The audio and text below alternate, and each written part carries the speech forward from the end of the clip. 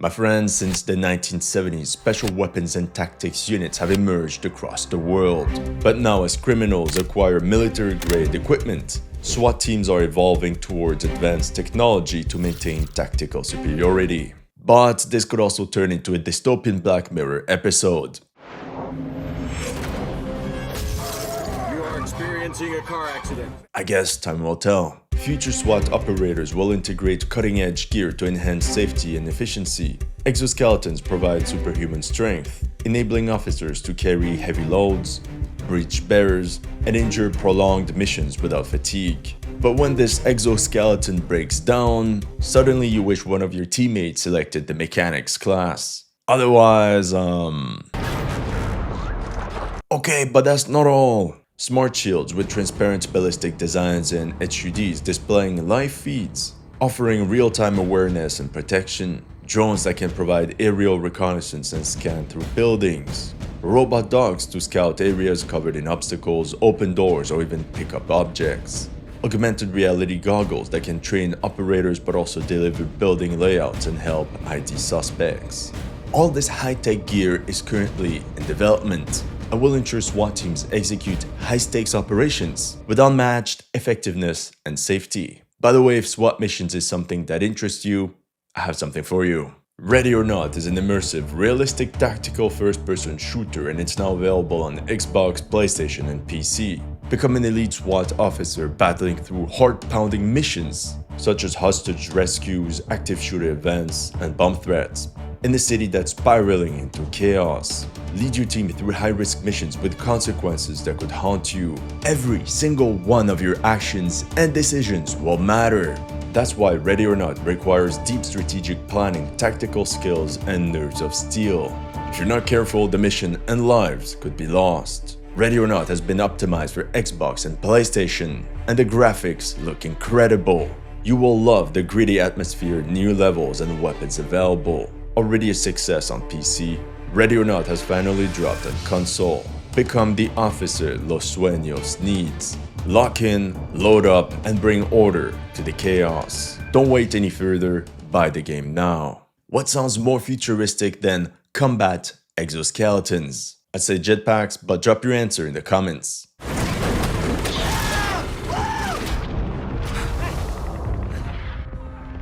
As we debate this, the Chinese military is already testing tactical exoskeletons, whose purpose is to reduce the load of the soldiers while moving. I think every infantryman will relate. But I think we can go one step further. Do you remember the first time you had to face heavy infantry in video games? It was painful, right? These guys would get so many hits and not even flinch. Well, this is on the way of becoming reality. Minus the respawn, of course. Because of the war in Ukraine, the French elite tactical police unit GIGN fears an increase of military-grade weapons getting in the hands of criminals. That's why it collaborated with Germany's Mela Protection to develop the Exom Combat Exoskeleton. This next generation of exoskeletons is made for law enforcement breachers that require extended wear of heavy equipment, such as shields and rams. With such gear, leg days are a thing of the past. With its titanium frame, it can redistribute up to 70% of the load from the shoulders to the ground. The aim is to alleviate physical strain and for the operators to focus on their duties. These guys will literally carry the team. Equipped with a flexible spine, sliding waist belt, and articulated hip, knee, and ankle joints, the kit offers up to 99% ease and range of motion. This is very important for operators that will need to go up staircases and many levels of apartment blocks as fast as possible. That way they can capture the flag before the gremlins wake up.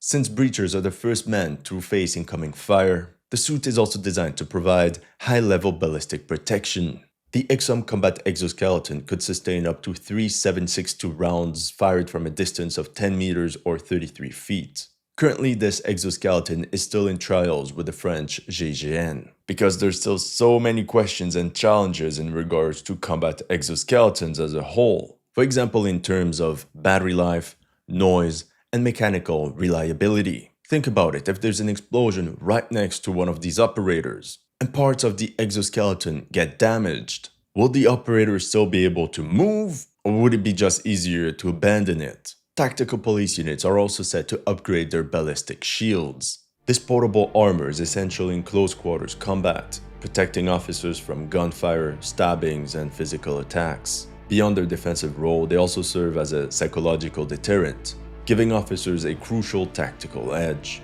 The objective of the next generation of shields is to improve visibility. Currently, many shields feature ballistic viewports. These small windows built into the shield, made of thick glass polycarbonate or glass acrylic laminate. But the field of vision is still very restricted, thus forcing operators to move beyond the cover of the shields. No Access Armor has created a unique handheld, fully transparent ballistic shield. Its design allows unobstructed peripheral vision, but it gets better. If police officers show up with a shield, you're in big trouble. This one was developed by Brazilian company TAE Tactical. It can integrate a pistol right onto the shield. It is said to offer the perfect combination of protection and functionality, ensuring that security professionals can operate with greater safety in high-risk situations. The only problem is that it's very small compared to full-size ballistic shields, so there's always this trade-off between protection and visibility. We could even go fully futuristic and add HUD screens to transparent shields. It looks impressive, but in reality, it will only obstruct the user's view. Yeah, okay, you're fed all this info right on your shield, but that will block your field of vision. You won't even see the guys shooting at you. In practice, it will be like being stuck in a gunfight while watching YouTube tutorials with kinky DMs popping up. While transparent shields do enhance visibility, their main drawback is that they offer less protection per unit of weight compared to opaque materials like steel or Kevlar. That's why Hardwire introduced the Triclops, a periscope system that can be installed directly on the ballistic shield. It can even be moved around, so it allows users to peek around corners or over fences without exposing themselves to enemy gunfire. I guess this is what Napoleon should have used before invading Russia! Oh, what a disaster, he should have known better! Other shields prefer to mount small, energy-efficient cameras or sensors to the external surface of the shield. The external cameras can then connect to a tablet or phone-like LED screen on the inner surface of the shield. The benefits of using such an equipment is obvious. You're able to view through the shield, all the while being fully protected. Once again, we can go one step further, because the shield bearer of the future might very well be a robot. Maybe something like Robocop or a humanoid soldier that can take all the hits. Or perhaps just an autonomous shield. Who knows? Once again, the war in Ukraine led police departments across the world to realize the tactical edge that drones can provide. Tactical drones have become an essential tool in modern SWAT operations. Rather than being a luxury, they now play a critical role in reducing direct confrontations and gathering real-time intelligence. That's why police departments across the US decided to make use of reconnaissance quadcopters, such as the ones from Skydio, the American equivalent to DJI. When there's a standoff, the drone and its operator become critical members of the SWAT team. Drones can identify suspect locations, spot weapons, assess room layouts, and evaluate the strength of a door and window fortifications. Deploying a drone early in an operation has become a key element of tactical planning, especially as drones can escort operators through buildings.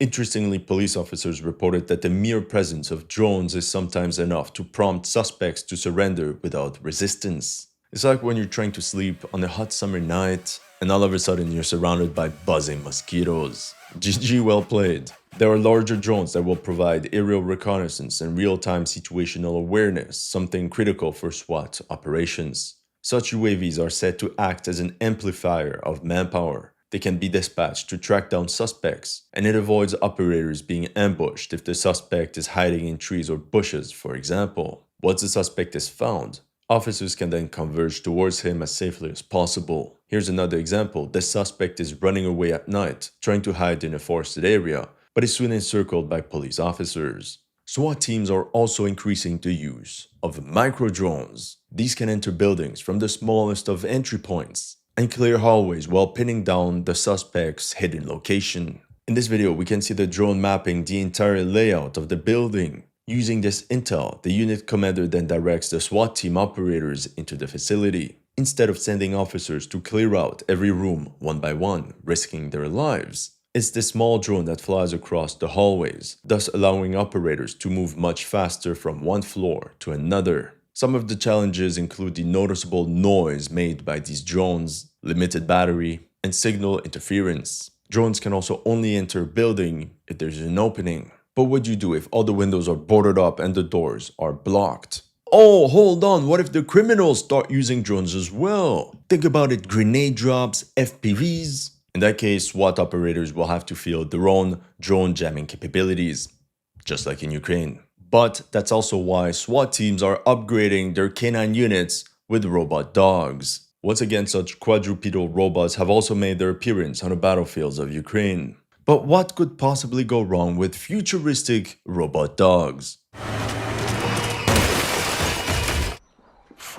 Meet Spot, the LAPD's newest mechanical crime fighter. The LAPD, the Los Angeles Police Department, has drawn attention for using its robot dog, a semi-autonomous machine directed with a remote controller, with 360 vision, 90-minute battery life, and terrain-ready mobility for dangerous missions. In this video from November 2023, a suspect armed with a gun was inside a bus. An entire SWAT team was called on site. Since the suspect was sleeping, instead of sending an operator, the LAPD deployed SPOT to wake him up.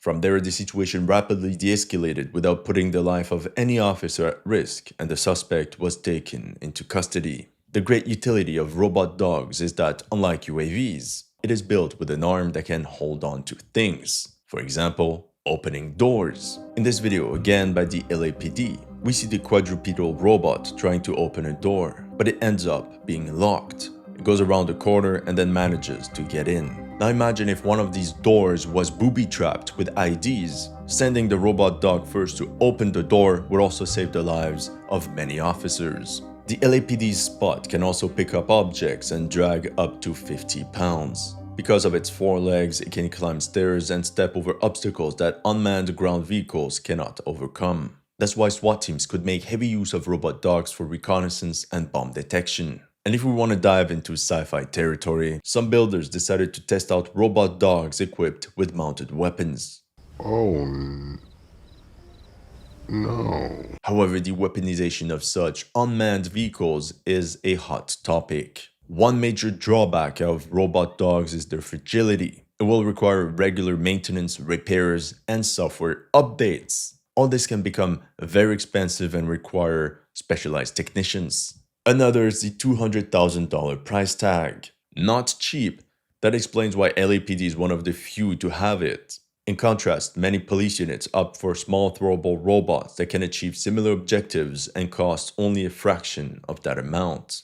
Naturally, the future of SWAT team missions will also involve AI and augmented reality. Think of it of giving every operator a pair of Tony Stark's sunglasses. Honestly, we're not very far from it. Look, I don't like repeating it over and over again, but the Chinese military is already working on it. This technology is designed to enhance vision and give operators enhanced situational awareness, allowing them to process multiple data layers in real time. One of the primary uses of this technology is in training. With virtual reality, officers can create and customize scenarios, like active shooter situations, with just a few clicks.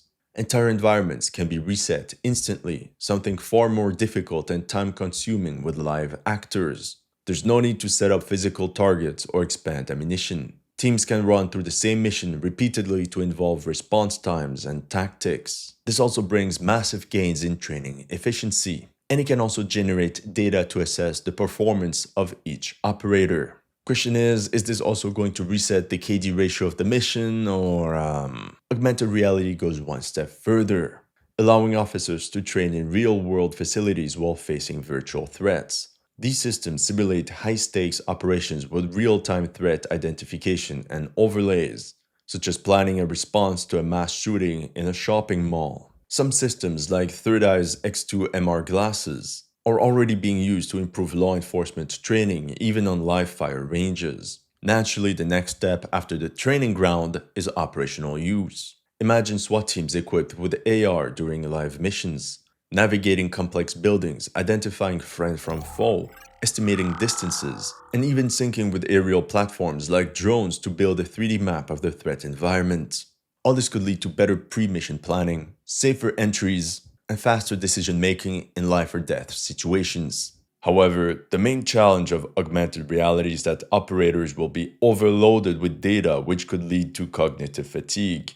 and thus impact their decision-making capabilities. As a summary, police me harder, daddy. Yes! Jokes aside, what once felt like science fiction is quickly becoming part of the modern tactical playbook. From robot dogs to augmented reality, the future of SWAT is being reshaped by technology, offering greater precision, protection, and speed. But with these advancements come serious questions. How far should we go? And who decides how these tools are used?